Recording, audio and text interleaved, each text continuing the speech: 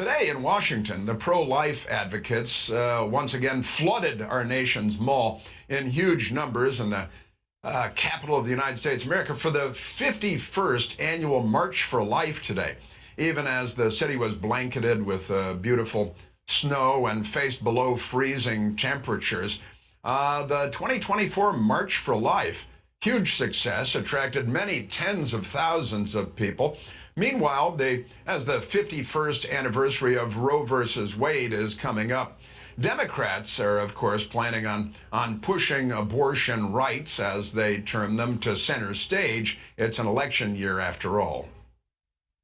He is responsible for the state of abortion in this country. He is responsible for the fact that now these courts may take away mifepristone, for example, and undermine access to abortion in California and Massachusetts and Washington State and Oregon and all of the places that have protected abortion. The facts are the facts. He is responsible, and abortion will be on the ballot in 2024.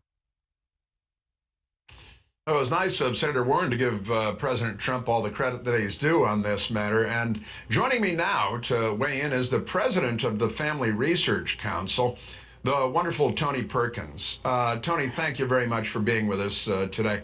Thank you, Chris. Trump was, of course, the only sitting president to actually attend the March for Life, and that was a big thing. And then, of course, 3 picks on the Supreme Court and overturning Roe versus Wade. Don't you think it was nice of Elizabeth Warren to give President Trump the credit that he's due? Absolutely. I'm sure he may even make a campaign commercial out of that, because that's exactly what his administration is responsible for. He did put 3 justices on the court that adhered to they understood the Constitution, its meaning, and that this issue belonged in the hands of the people to decide. And so, yes, we would not have made the advances on the life issue and so much more had it not been for President Donald Trump. Just one of President Trump's, or on the Supreme Court, 3 of President Trump's great success stories, along with so many others. Now, tell me about the march today. It was chilly, and it was blanketed in snow, and Washington D.C. can be difficult even on a pleasant day. But I couldn't make it. I was at work all day, but it looked like a beautiful event. It is usually one of the coldest days of the year. But, actually, I don't think it was intentional, but President Biden had some of the best advice earlier this week when he was asked about the marchers coming to town. And he said, "What would you tell the marchers?" And he said, "March." And you know what, Chris? That's exactly what we have to do on this issue. Continue to march. And I'm glad that the march continues, because our work is not done. We have to continue to win the hearts and minds of the American people. And so what brought us to this point to see Roe v. Wade overturned is the same thing that's going to take us forward in making sure that every life is welcomed into this world and protected under our laws. It's winning the hearts and minds of people, building consensus, one step at a time. Well, that's right. And the Democrats are, of course, they love abortion. They love abortion. It's almost irrational. Delete almost. It's irrational how much they love abortion. And they're planning on pushing it center stage this year in this presidential election year, because they believe that women will come out to vote on their side over the abortion issue. They believe it's a big winner for them politically.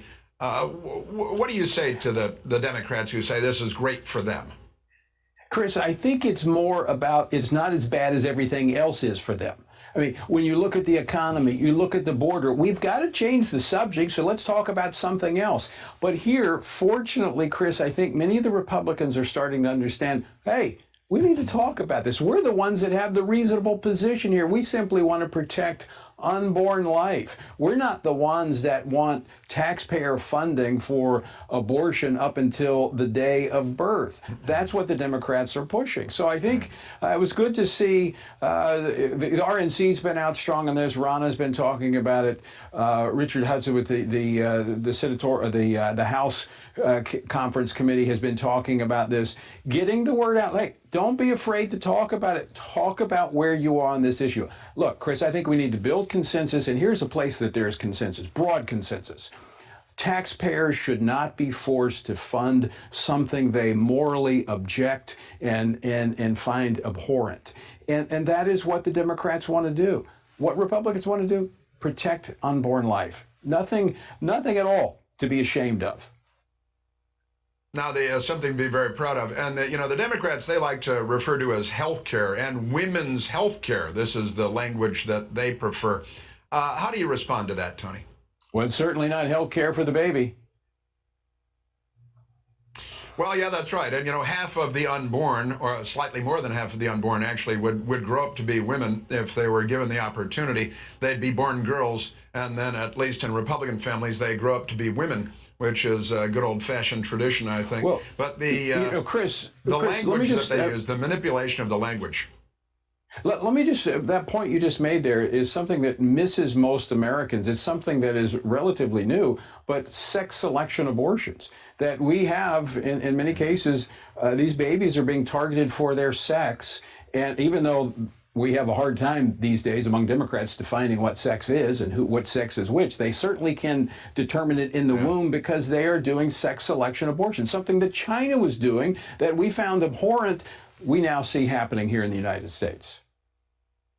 Well, there are a whole lot of things that we've found to be abhorrent in China that are coming our way. You see it all over the place, unfortunately. Much too much of it. Tony Perkins, thank you for joining us. Thank you for your great work, for your very important work.